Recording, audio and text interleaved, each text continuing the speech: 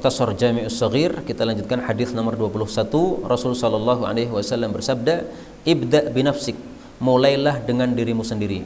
Fatasaddaq 'alaiha, sedekahlah kepada dirimu. Fa in fadala syai'un, kalau tersisa sesuatu yaitu dari harta, fali ahlik, maka untuk keluargamu." Keluarga itu mencakup istri sama anak, ya. Fa in fadala syai'un an ahlika, kalau tersisa sesuatu dari keluargamu, falidhi qarabatika, maka untuk kerabat-kerabatmu. Nah, kerabat yang paling dekat hubungannya adalah siapa? Orang tua. Maka orang tua itu nomor satu dari kerabat-kerabat setelah anak istri. Fa in fadala an dhi qarabatika syai'un, kalau masih tersisa setelah kerabatmu sesuatu, fahakadha wahakadha, maka begini dan begini. Maksudnya silahkan sedekah ke sana kemari. Jadi jangan sampai kita sedekah ke sana kemari sementara anak istri kelaparan. Ini terbalik. Sebagaimana Sayyidina Abu Sufyan. Abu Sufyan itu terkenal dia dermawan, tapi dermawannya kepada teman-temannya. Kalau kepada anak istrinya terkenal pelit, sehingga istrinya masih kelaparan. Anggaplah misalnya biasa makan 3 kali, ini dikasih makan 2 kali aja, kelaparan. Nah, maka akhirnya Rasulullah memberikan izin kepada istrinya untuk ngambil duitnya Abu Sufyan, duitnya suami, tanpa izin dari Abu Sufyan. Kenapa? Rasulullah tahu bahwa istrinya ini wanita salihah, tidak mungkin ngambil lebih dari kebutuhan. Maka ini jangan diterapkan oleh semua orang loh, Pak. Karena kalau semua orang menerapkan, nanti ngambilnya sakarepe dhewe. Misalnya istri merasa, wah suamiku memberi nggak cukup, berarti boleh ngambil sendiri. Ngambil sakarepe nanti. Nah, maka ini fatwa jangan diterapkan kepada semua orang, kepada orang yang cocok saja, sebagaimana fatwa Nabi kepada istrinya Abu Sufyan ini. Diizinkan untuk mengambil sesuai dengan kebutuhan dia untuk makan sehari-hari bersama anaknya. Dari hadis ini kita ambil pelajaran bahwa memberikan nafkah itu ada tartib, ada urutannya. Demikian juga kewajiban itu ada urutannya.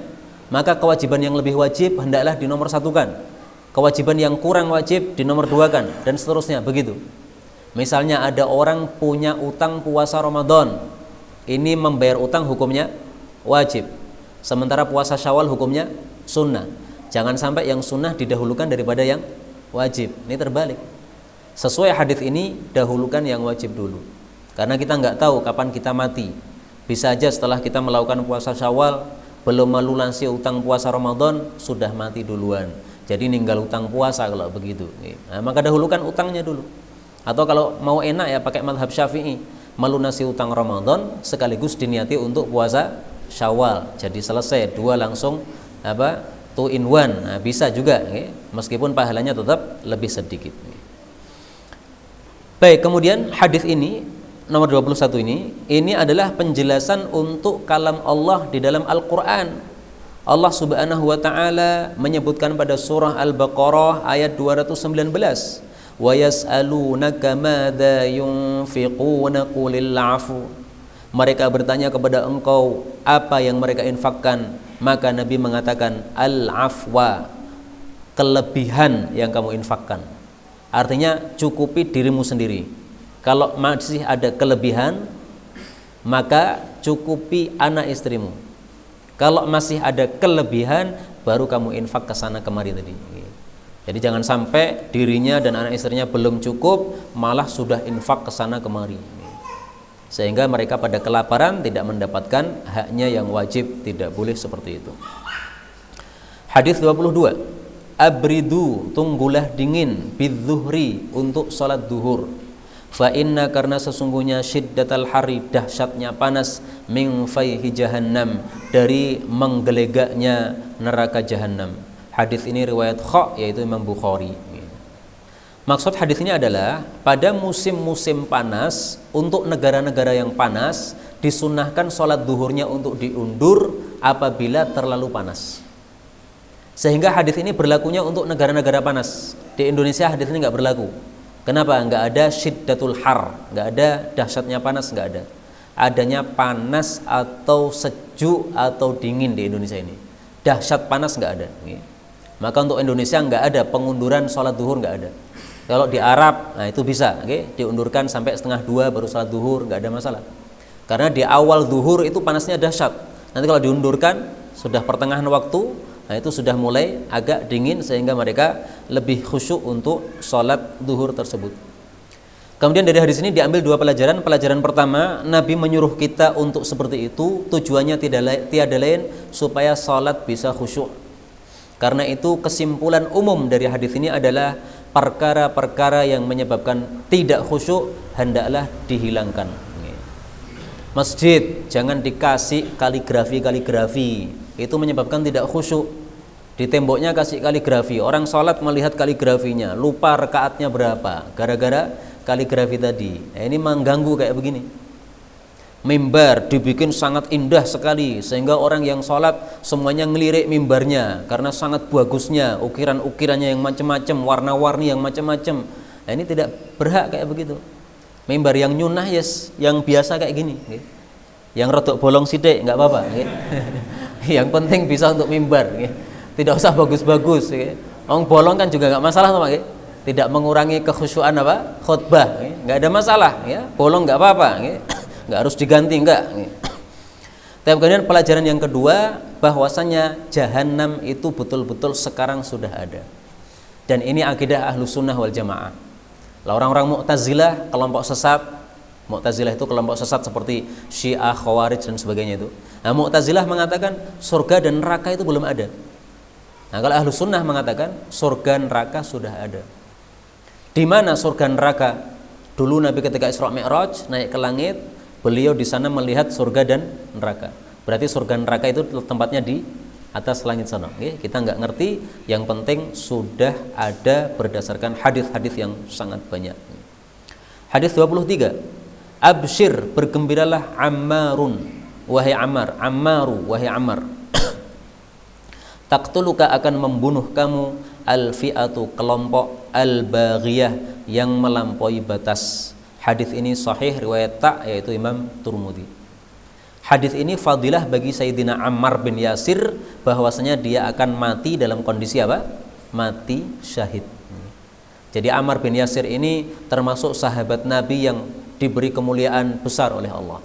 Karena bapaknya mati syahid, ibunya mati syahid.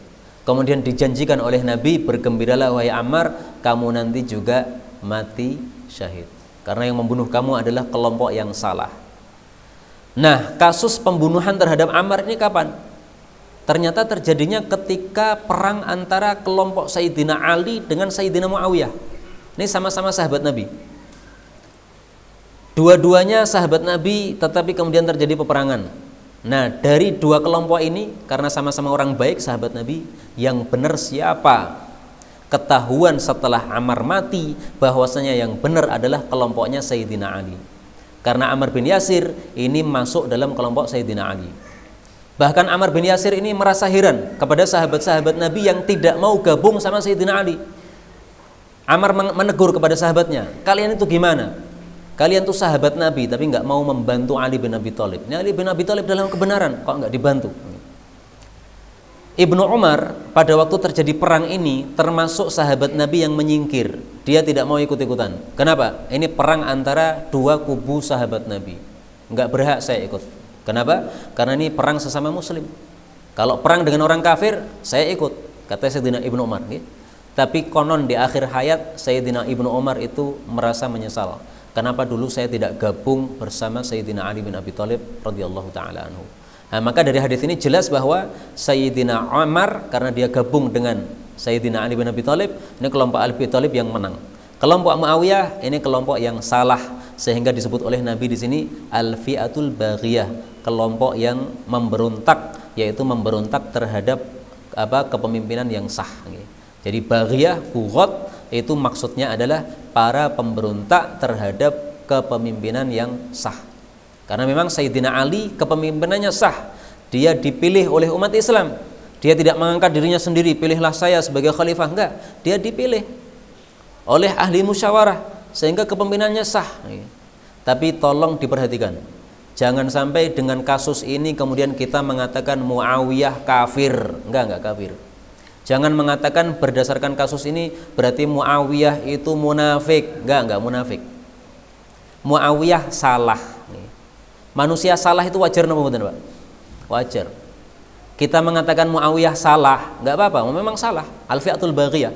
Tapi kalau mengatakan Muawiyah munafik atau kafir, ini perkataan batil, tidak benar. Karena hadis-hadis yang sangat banyak memuji Muawiyah radhiyallahu anhu. Misalnya hadis yang diriwayatkan oleh Imam Bukhari. Ibnu Abbas dilapori oleh seseorang, wahai Ibnu Abbas, tuh lihat Muawiyah salat malam hanya 1 rakaat. Salat witir 1 rakaat. Maka kata Ibnu Abbas, innahu faqih. Kamu biarkan dia salat 1 rakaat. Dia itu ahli fikih. Dia paham bahwa salat malam 1 rakaat itu memang boleh. Nabi mengizinkan. Kenapa kamu salahkan? Ini dipuji oleh Sayyidina Ibnu Abbas radhiyallahu taala anhu. Karena itu ringkasnya dalam hal ini saya ingin bacakan perkataan Imam Ibnu Ruslan dalam kitab Zubat. Wa ma jara bainas sihabi naskutu anhu wa ajral ijtihadi nuthbitu. Wa ma jara bainas sihabi, apapun yang terjadi antara para sahabat-sahabat Nabi, peperangan-peperangan itu, naskutu anhu, kita harus diam, nggak boleh mencela mereka. Lah terus gimana sikap kita terhadap kejadian itu? Wa ajral ijtihadi nuthbitu, pahala ijtihad kita tetapkan untuk mereka. Jadi sahabat Nabi yang perang ini, Muawiyah dengan Ali ini hanya gara-gara salah ijtihad. Ijtihadnya Imam Ali benar, ijtihadnya Muawiyah salah.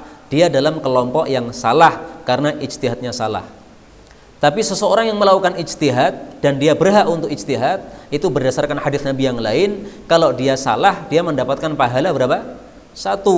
Kalau dia ijtihadnya benar mendapatkan pahala 2. Nah makanya para ulama mengatakan wa ajrul ijtihadi nuthbitu. Udah kita katakan aja bahwa ini salah ijtihad, dia tetap dapat pahala karena sudah berusaha ijtihad untuk cari kebenaran, tapi ternyata dia dalam kondisi yang salah. Wallahu a'lam bissawab. Hadis 24. Absyir, bergembiralah, fa innallaha ta'ala yaqulu, karena Allah Ta'ala mengatakan, hiya, dia maksudnya demam, nari adalah apiku, usallituha, aku menimpakan demam itu, ala abdil mu'min, kepada hambaku yang beriman, fid dunya, di dunia, litakuna hadzah, supaya menjadi bagian dia, minan nari, dari api neraka, yaumal qiyamah, pada hari kiamat. Hadis riwayat Hakmim, itu Ahmad bin Hanbal. Maksud hadis ini adalah bahwa orang yang berpenyakit, yang lagi mengalami sakit demam, itu sama dengan orang yang mendapatkan rahmat dari Allah, karena Allah ingin memberikan jatah siksaan akhirat dia di dunia. Jadi ini hamba muslim punya dosa, kita punya dosa. Nah supaya nanti ketika di akhirat kita tidak dimasukkan neraka oleh Allah, maka jatah nerakanya itu diambil oleh Allah, dikasihkan di dunia. Dikasihkan berupa apa? Berupa demam. Jadi ini rahmat Allah, Pak. Kenapa? Karena siksa di akhirat ditiadakan, disegerakan di dunia, sehingga nanti masuk akhirat tinggal nyaman. Terus akhirat ini kan apinya panas sekali, sementara Allah ngasih di dunia hanya apa? Demam. Demam itu nggak begitu panas, paling tangan kita pegang anget gitu, nggak sampai tangannya jadi terbakar, nggak sampai. Nah, maka ini salah satu rahmat Allah Subhanahu wa Ta'ala, sehingga sebagian ulama setelah mendengar hadis ini dia malah angkat tangan berdoa kepada Allah, ya Allah tolong saya demamkan setiap hari, gen dosaku gugur terus. Nah kira-kira ada yang berani nggak Pak doa minta demam setiap hari? Kalau ada silahkan, tapi saya tidak menyuruh. Kalau saya tidak mau, saya karena demam nggih ra penak. Lebih baik kita apa? Minta kesehatan berdasarkan sabda Nabi sallallahu alaihi wasallam. Beliau mengatakan, "Salullahal afiyata." Mintalah kepada Allah akan afiyah. Afiyah itu adalah sejahtera. Allahumma inni as'alukal afiyah. Ini doa Nabi. Ya Allah, saya minta kepada Engkau afiyah, sejahtera. Termasuk sehat itu sejahtera, itu sejahtera dari sisi badannya, juga sejahtera dari sisi agamanya juga kita minta. Ini hadis riwayat Imam Muslim sahih, dan ini ajaran dari Nabi. Nabi juga tidak pernah mengajari kita untuk minta demam. Tapi sahabat itu memang dia karena yakinnya kepada Allah sehingga dia kemudian minta demam. Ya nggak ada masalah, kalau memang kuat nggak apa-apa.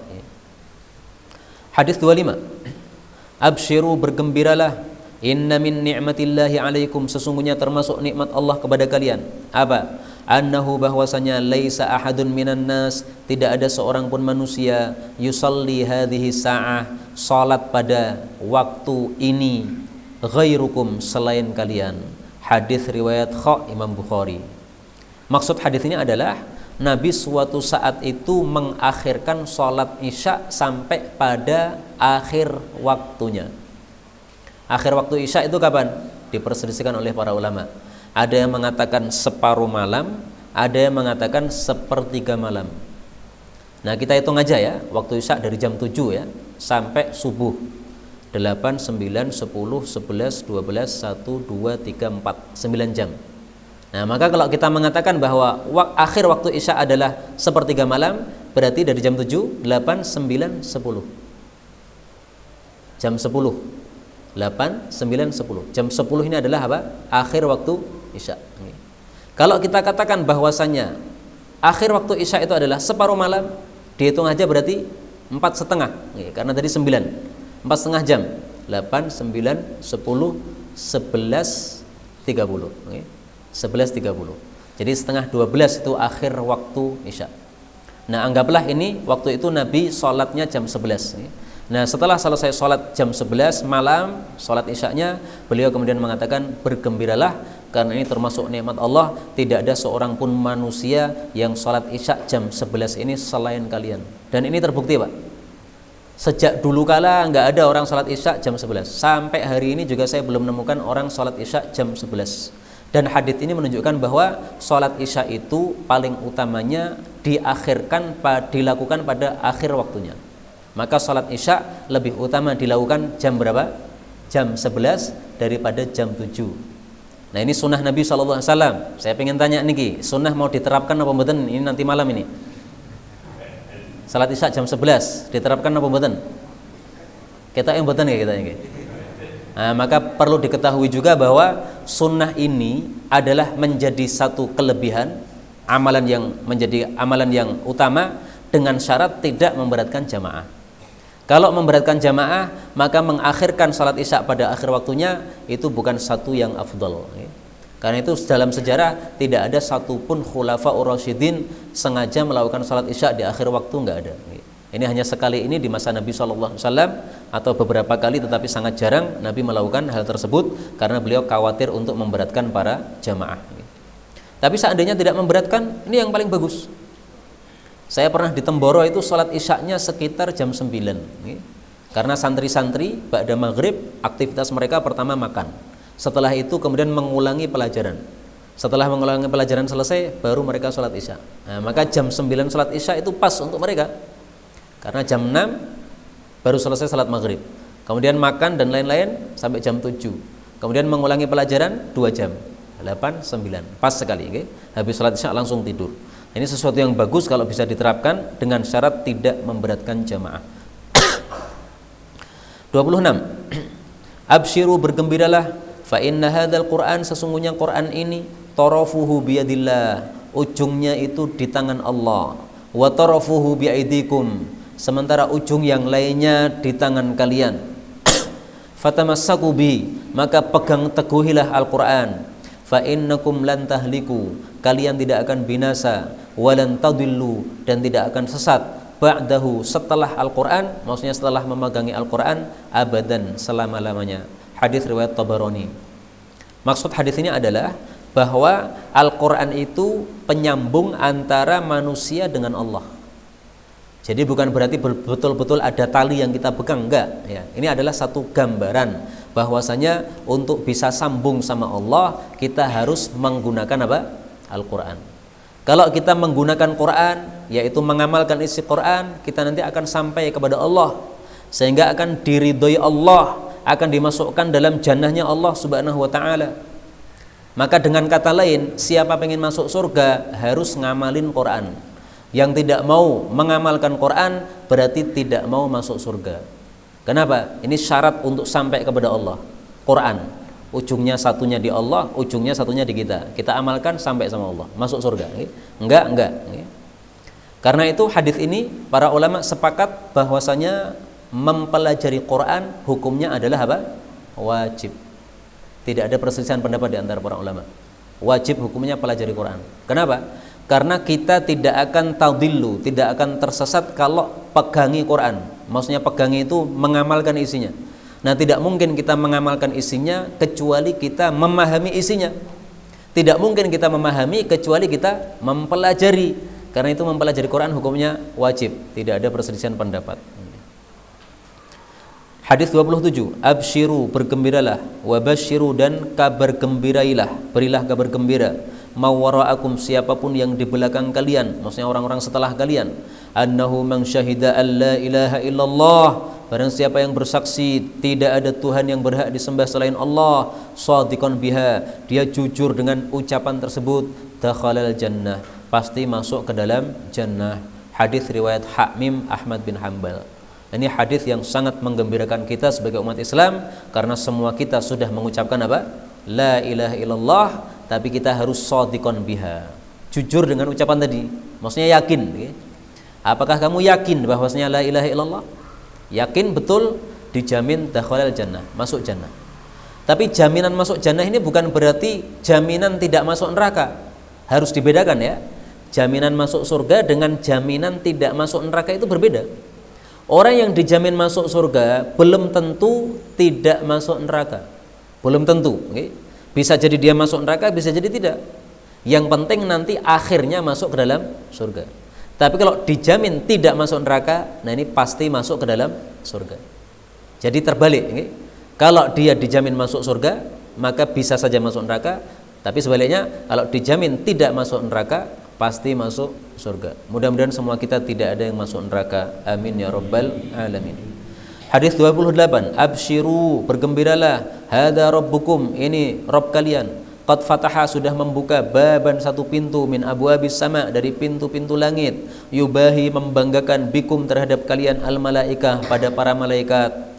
Yaqulu, Allah mengatakan, ungduru, perhatikanlah, ila ibadi, kepada hamba-hambaku ini, qad qadau faridah, mereka telah menyelesaikan satu ibadah fardu, maksudnya salat maghrib, wahum yanzuruna ukhra, dan mereka menunggu salat fardu yang lain, maksudnya salat isya. Hadis riwayat Ahmad sahih. Hadis ini menunjukkan bahwa orang yang setelah salat maghrib tidak pulang ke rumah tapi menunggu di masjid untuk ibadah kepada Allah Subhanahu wa taala, menunggu sampai salat isya datang, maka fadilahnya adalah dibanggakan oleh Allah di hadapan para malaikatnya. Jadi sekarang yang kita lakukan ini termasuk hadis nomor 28 ini. Dan hadis inilah yang saya populerkan pada tahun 2010 dulu. Tahun 2010 saya dikirim ke Klaten mengajar di sana, maka saya keliling di masjid-masjid Klaten. Saya lihat tidak ada pengajian kecuali satu masjid, itu pun yang hadir sangat sedikit, dan yang hadir orang-orang tua yang hampir mati nih. Anak-anak muda nggak ada. Maka akhirnya saya pas punya kesempatan untuk menyampaikan hadis ini, saya sampaikan kepada jamaah masjid, fadilah menunggu di masjid ba'da maghrib sampai isya. Kemudian saya tawarkan, kalau mau kita adakan kajian ba'da maghrib sampai isya, supaya nanti kita mendapatkan fadilah ini. Nah, semua jamaah gara-gara mendengar hadis ini semangat. Akhirnya tahun 2013 saya meninggalkan Klaten, masjid tersebut sudah banyak pengajian, tidak hanya satu malam dalam satu pekan. Dan pesertanya sangat banyak, terutama kalau yang diundang ustadz yang terkenal. Nah, itu rame pengajiannya, alhamdulillahirabbil alamin. Tapi sekarang pandemi saya nggak ngerti lagi, okay? Karena sebagian orang gara-gara pandemi pengajiannya diliburkan. Nah, jangan kita liburkan, pengajian tetap bisa dijalankan, yang penting kesehatan tetap kita jaga, okay? Nah, kaum muslimin rahimani wa rahimakumullah, kalau kita ngerti fadilah ini dan kita yakin terhadap fadilah ini, mestinya kita semangat untuk melakukan. Karena itu saya pesankan kepada siapapun yang jadi takmir masjid, panjenengan punya masjid, ini hadis disampaikan kepada para jamaah, diajak bareng-bareng nunggu ba'da maghrib sampai isya di masjid. Untuk apa? Bebas. Mau baca Quran sendiri-sendiri boleh, mau baca Quran tadarusan boleh, mau diadakan kajian seperti ini supaya menunggunya tidak terasa membosankan, karena nunggu bareng-bareng itu nyaman rasanya. Kalau nunggu sendiri kan kurang enak rasanya. Nah, maka juga boleh. Yang penting ba'da isya sampai ba'da maghrib sampai isya tidak pulang. Itu fadilahnya adalah dibanggakan oleh Allah Subhanahu wa taala. Mudah-mudahan semua kita termasuk orang-orang yang dicintai oleh Allah, dibanggakan oleh Allah di hadapan para malaikatnya sampai mendapatkan husnul khatimah. Amin ya rabbal alamin. Inilah yang dapat kita baca pada malam hari ini, benarnya dari Allah, dan apabila ada salahnya fa astaghfirullahal azim li wa lakum walhamdulillahi rabbil alamin.